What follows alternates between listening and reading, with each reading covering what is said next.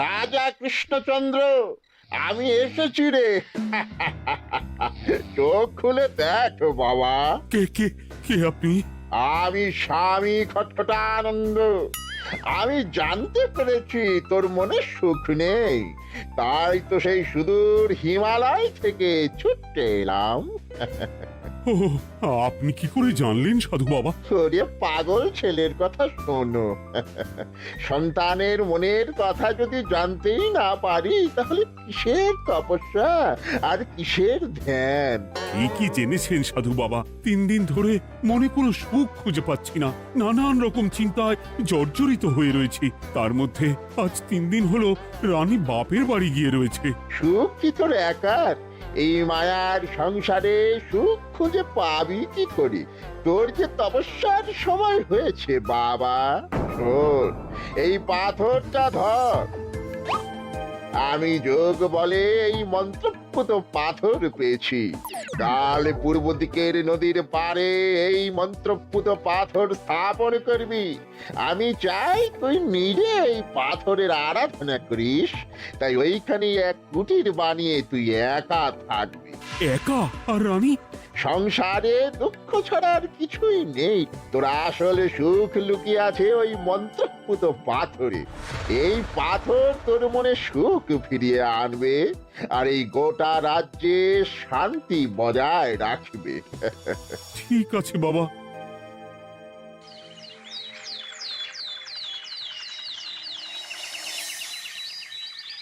জয় বাবা খটখটানন্দের জয়। কি তার জ্যোতি, কি তার ব্যক্তিত্ব, আহ, কি তার কণ্ঠস্বর! এই মন্ত্রপুত পাথর আমার এবং এই রাজ্যের সকলে সুখ শান্তি ফিরিয়ে আনবে। আজ থেকে আমি সাধু বাবার পরামর্শ মতন এখানেই থাকবো। তোমাদের যার যা যা বক্তব্য আমাকে এখানে এসেই বলবে। কোনো চিন্তা করবেন না মহারাজ, আমি সব সামলে নেব। আপনি নিষ্ঠা সহকারে সাধু বাবার আদেশ পালন করুন। মহারাজ, যার নামেই খট তার কথাই ভরসা করা কি ঠিক হবে? একটা সামান্য পাথর কি করে সুখ ফিরিয়ে আনবে মহারাজ? বিষয়টা কি খটখটানন্দের মতন খটকার নয়? এটা মোটেই সামান্য পাথর নয় গোপাল, এটা মন্ত্রপুত পাথর। আর এসব হচ্ছে বিশ্বাসের ব্যাপার। শুধু তোমার মতন ভাঁড় দিয়ে কি আর রাজ্য চলে? রাজ্য চালাতে গেলে ভক্তি, শ্রদ্ধা, আশীর্বাদও দরকার হয়। ঠিকই, শাস্ত্রে বলে বিশ্বাসে মিলায় বস্তু, তর্কে বহুদূর। কিন্তু মহারাজ, রাজ্যটাও তো চালাতে হবে। আপনি এখানে থাকলে এই রাজ্যের কি হবে মহারাজ? একবার ভেবে দেখুন, সাধু বাবা আসল না হয়ে নকলও তো হতে পারে। দেখো গোপাল, তোমার যদি মনে বিশ্বাস না থাকে তাহলে আমি বলবো তুমি আর এখানে এসো না। তবে সাধু বাবার নামে কোনো বাজে মন্তব্য আমি শুনবো না। আমি চাই না আমার এই অবিশ্বাসের কারণে আমার রাজ্যের কোনো ক্ষতি হোক।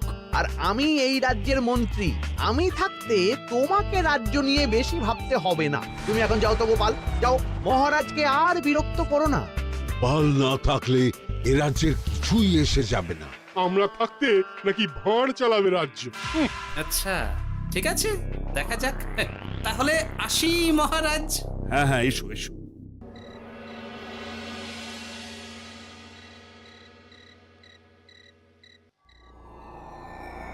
মহারাজ, রানী, তুমি ফিরে এসেছো? এ আমি কি শুনছি মহারাজ? আপনি নাকি প্রাসাদে ফিরবেন না ঠিক করেছেন? হ্যাঁ রানী, তুমি ঠিকই শুনেছ। আমি আর প্রাসাদে ফিরবো না। আমি এখানে থেকে ওই মন্ত্রপুত পাথরের আরাধনা করব। কে না কে এসে আপনাকে বলল আর আপনি প্রাসাদ ছেড়ে এই কুটিরে থাকবেন? আপনার শরীর খারাপ করবে মহারাজ, আপনি ফিরে চলুন। কে না কে নয় রানী, স্বামী খটখটানন্দ খুব বড় সাধু। উনি যোগ বলে আমার দুঃখের কথা জানতে পেরে সেই হিমালয় থেকে ছুটে এসেছেন আমাকে ওই পাথর দিতে। তুমি আমায় ফিরতে জোর করো না রানী। আর আপনার রাজ্য, আপনার প্রজারা, তাদের কি হবে মহারাজ? সে নিয়ে তুমি ভেবো না রানী, আমি এখানে বসেই মন্ত্রীকে দিয়ে সবটা সামলে নেব। তাহলে আমিও আপনার সাথে এখানে থাকবো। আপনাকে ছাড়া আমি প্রাসাদে ফিরবো না। তা হয় না রানী, সাধু বাবা আমাকে একা থাকতে বলেছেন। এসব ধ্যান যোগ আরাধনা একা করতে হয়। গোপাল সবটা জানে মহারাজ। আহ, আমার সামনেও নাম করবে না রানী। গোপালের কত বড় সাহস তুমি ভাবো একবার। ও বলে সাধু বাবা ভণ্ডও হতে পারে। আমার তখন ইচ্ছা করছিল ওর মাথার যে কটা চুল আছে সেটাও ছিঁড়ে নিতে। না না না, আমি আর গোপালের মুখ দেখতে চাই না। আপনি উত্তেজিত হবেন না মহারাজ, আপনি বিশ্রাম করুন, আমি আবার কাল আসবো।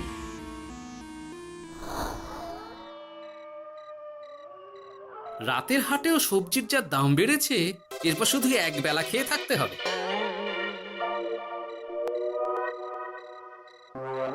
কি হে ভোলা, বাড়ি না গিয়ে এখানে বসে আছো কেন? দুঃখের কথা কি আর বলবো তোমায় গোপাল দাদা।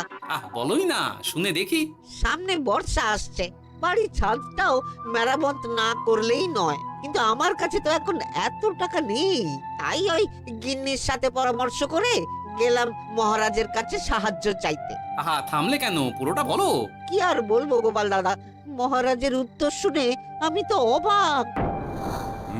সবই তো বুঝলাম ভোলা, কিন্তু আমার যে কিছুই করার নেই। সাধু বাবা বলেছেন আজ থেকেই রাজ্যের সব সুখ দুঃখের দায়িত্ব ওই মন্ত্রপুত পাথরে।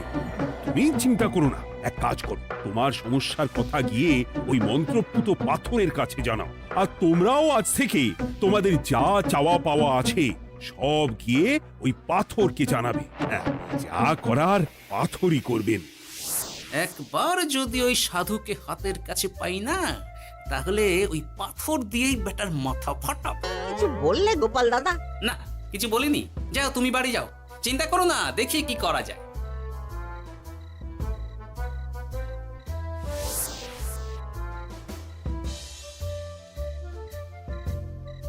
কি ব্যাপার, এত রাতে বটা ঘটা মন্ত্রীর বাড়িতে কি করছিল? কি বটা ঘটা, আজকে মন্ত্রী মশাইয়ের বাড়ি খাওয়া দাওয়া ছিল? খাওয়া ছাড়া কি অন্য কিছু আসে না তোমার মাথায়? চ চ চ, আমাদের অনেক কাজ আছে, চ। আরে এত তাড়া কিসের? বাবা, বটা ঘটার এত কি গুরুত্বপূর্ণ কাজ যে একেবারে ছুটে পালালো? না, ব্যাপারটা তো সুবিধের ঠেকছে না।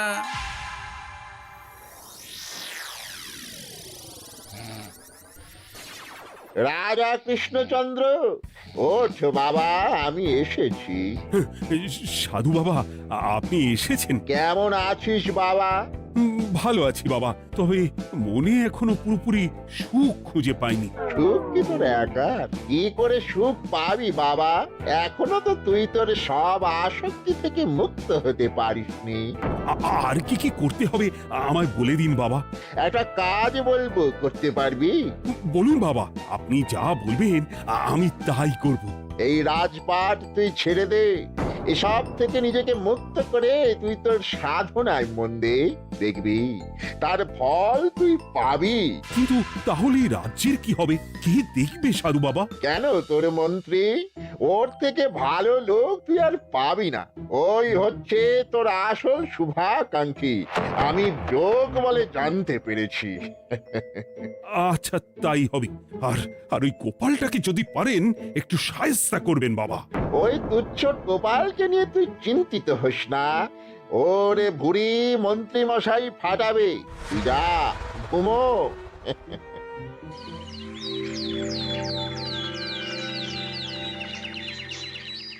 শোনো শোনো শোনো, আজ থেকে মহারাজ কৃষ্ণচন্দ্রের আদেশে এই রাজ্যের ভার এই রাজ্যের মন্ত্রীর। আর মহারাজ নিজে তার কুটিরে নিরিবিলিতে থাকতে চাইছেন। উনি চান না কেউ ওনাকে বিরক্ত করুক। তাই আজ থেকে যার যা সমস্যা সবাই মন্ত্রী মশাইকে জানাবে। মন্ত্রী মশাই যাকে যা বলবেন তাকে তাই শুনতে হবে। শোনো শোনো শোনো। না, মহারাজকে থামাতেই হবে, না হলে বড় বিপদ হয়ে যাবে। যাই।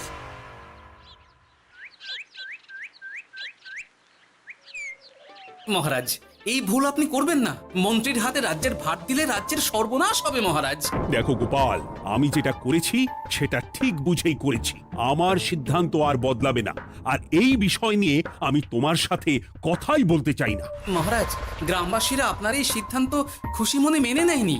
সবার কথা একবার ভেবে তারপর সিদ্ধান্ত নিন মহারাজ। একজন বাইরের লোকের কথায় কোনো সিদ্ধান্ত নেবেন না দয়া করে। গোপাল, তুমি যদি সাধু বাবার সিদ্ধান্তে প্রশ্ন তোলার চেষ্টা করো তাহলে আমি বাধ্য হব মন্ত্রীকে বলে এই রাজ্য থেকে তোমায় বিতাড়িত করতে। একজন সেই হিমালয় থেকে আমাদের উপকার করতে এলো আর তুমি তার বিরুদ্ধেই কথা বলছো। ছি ছি গোপাল, ছি। মজা, কি মজা! শুধু মুদ্রা, শুধু মোহর, যেদিকে তাকাবো শুধু সোনার মোহর আর সোনার মোহর। তুমি কি পাগল হয়ে গেলে? এখনো হয়নি গিন্নি, তবে এবার সত্যি সত্যি হয়ে যাব। এত সোনার মোহর একসাথে হাতে পেলে কেউ কি সুস্থ থাকতে পারে? আর বেশি দিন বাকি নেই যখন কৃষ্ণনগরের কোষাগারের মালিক হব আমি। আর মহারাজকে ছেড়ে দেবেন? চিন্তা নেই, মহারাজ কিছুই করতে পারবেন না। তিনি এখন সাধু বাবার আদেশে পাথরের আরাধনায় ব্যস্ত। আর প্রহরীরা, তারা কিছু বলবে না? প্রহরীরা তো এখন আমার গোলাম। মন্ত্রীমশাই, আমরা এসেছি। ওই তো ওরা চলে এসেছে। ওরা কি করবে? ওরাই তো কোষাগার লুট করতে আমায় সাহায্য করবে। রাজ কোষাগার হবে শুধু আমার, আমার, আমার।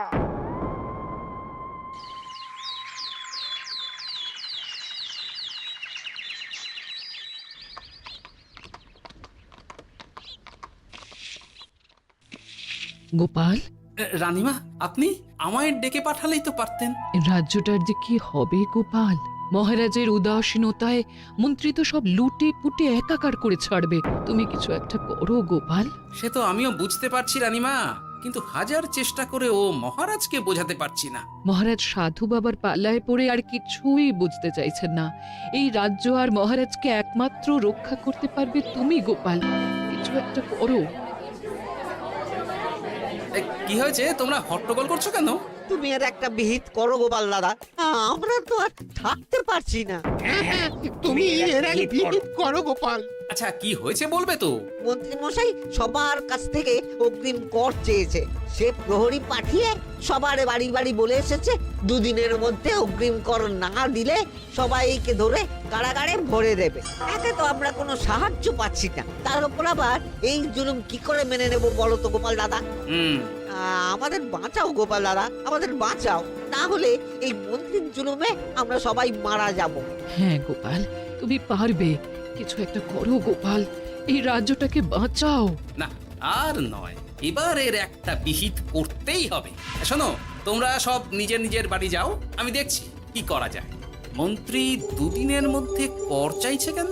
ওর আসল উদ্দেশ্য কি? না, বিষয়টার খোঁজ নিতে হচ্ছে। পুটি, এই পুটি। গোপাল দাদু, তুমি? শোন, একটা কাজ আছে বুঝলি, বটা ঘটার উপর নজর রাখতে হবে। পারবি তো? হ্যাঁ দাদু, এটা আর কি এমন কাজ? এই তোর হাতে ওটা কি রে? ও এটা পুতুল, বাবা এনে দিয়েছে। পাথরটা খুব চেনা চেনা লাগছে, কোথায় যেন দেখেছি। কোথায়?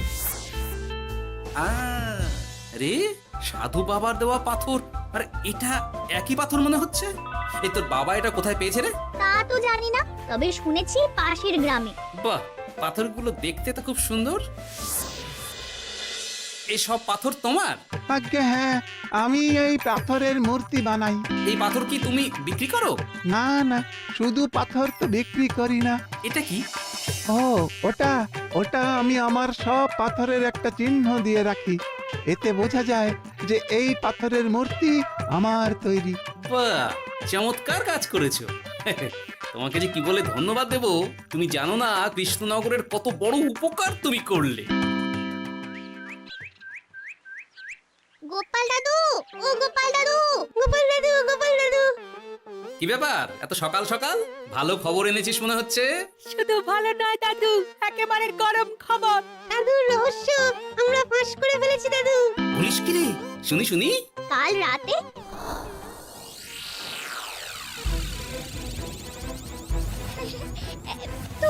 এত সোনা, এত মোহর আমি একসাথে কোনোদিন দেখিনি। ও, এইসব আমাদের? হ্যাঁ গিন্নি, হ্যাঁ, এই সব আমাদের, সব। ওরে বাবা, আমার তো বিশ্বাসই হচ্ছে না। ভাবলেই গায়ে কাঁটা দিচ্ছে। রে বটা, আজ সাধু সেজে মহারাজের কাছে গেছিলি? হ্যাঁ, মহারাজ তো আজ প্রায় পা ছুঁয়ে প্রণাম করতে যাচ্ছিলেন, ওই কোনো মতে ঠেকিয়েছি। বলেছি প্রণাম নেওয়া আমার গুরুর বারণ আছে। আর আমি তো আজ এমন ধোঁয়া দিয়েছি যে মহারাজ একেবারে কেসে কেসে অস্থির। আর মাত্র 2 দিন, এই 2 দিন খেলাটা চালিয়ে যেতে পারলেই কেল্লা ফতে। আচ্ছা, এবার আমার কাছে পুরো বিষয়টা পরিষ্কার হলো। বাহ, তোরা দারুণ কাজ করেছিস রে। এবার শুধু আজ রাতে প্রমাণটা পেলেই হয়ে যাবে।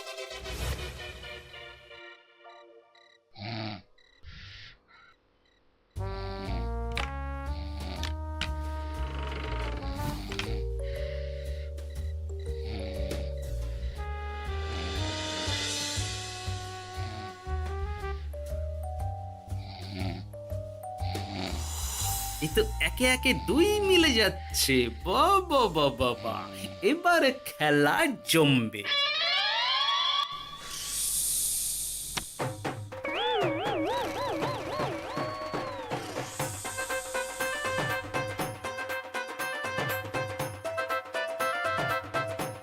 এই ঘটা ঘটা রে, এই ঘরে এত ধোঁয়া এলো কি করে রে? সত্যি তো, এত ধোঁয়া এলো কি করে? ঘরে কি আগুন লাগলো নাকি রে? এই বটা, ওটা কি রে? হ্যাঁ, এ তো ভূত। আমরা তো কিছু করিনি। আমরা কিছু করিনি, বিশ্বাস করো ভূত দাদা, আমরা কিছুই করিনি। তোরা আমাদের পূর্বপুরুষের প্রস্তর খণ্ড নিয়ে এসেছিস, তোদের এত বড় সাহস! আজ আমরা তোদের ঘাড় মটকাবো। আমরা কোনো খণ্ডমণ্ড নিইনি ভূত দাদা। এই কথা, তুই কি ওনাদের কোনো খণ্ড এনেছিস? না না না না না, আমি তো অমন কিছু আনিনি। আমার মনে হয় ওই আপনাদের কোথাও একটা ভুল হচ্ছে। মহারাজকে ওই পাথর তোরা কোথা থেকে এনে দিয়েছিস? ওটাই আমাদের প্রস্তর খণ্ড, আমাদের 5 পুরুষের সম্পত্তি। ওটা তো আমরা পাশের গ্রামে এক মূর্তি কারিগরের থেকে চুরি করে এনেছি। আপনারা যান না, যান, ওই কারিগরের কাছে ওরকম অনেক পাথর আছে। আমাদের ওটাই চাই। ও বাবা, উনি আবার কে? আমাদের দাদু, তৃতীয় পুরুষ। ও দাদু, এই ছুরি ভূত দাদু, ওটা আনতে গেলে না মন্ত্রীমশাই আমাদের খুব মারবে। খা, ওদের মুন্ডু চিবিয়ে খা। না না, ওরকম করবেন না দাদু ভূত, তাতে আমাদের খুব লাগবে। তাহলে বল, মন্ত্রীর আসল উদ্দেশ্য কি? 2 দিন পর ও কি করবে? 2 দিন পরে মন্ত্রীমশাই কোষাগার লুট করে রাজ্য থেকে পালাবেন। এবার এবার আমাদের ছেড়ে দিন দাদু ভূত। তোদের ছাড়তে পারি একটাই শর্তে। বলুন বলুন।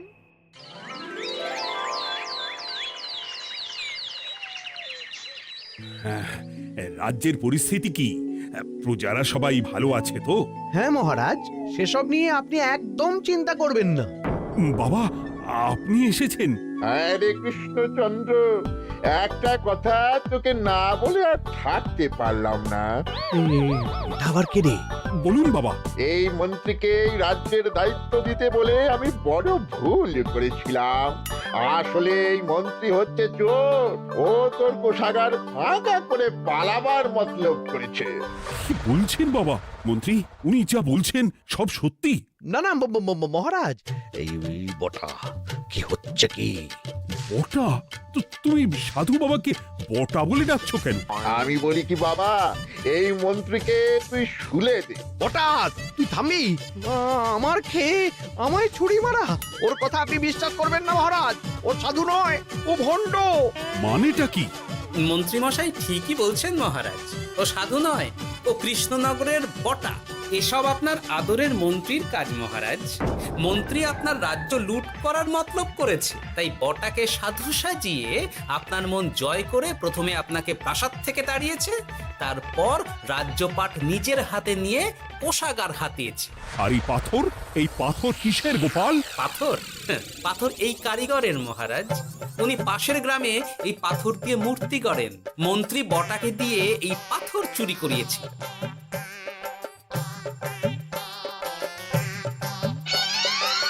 ওই পাথর আমার মহারাজ। আমি তোমায় ছাড়বো না মন্ত্রী, তোমায় আমি শুলে দেব। প্রহরী, প্রহরী! কেউ আসবে না মহারাজ। প্রহরীরা এখন আমার কথা ছাড়া আর কারুর কথা শুনবে না।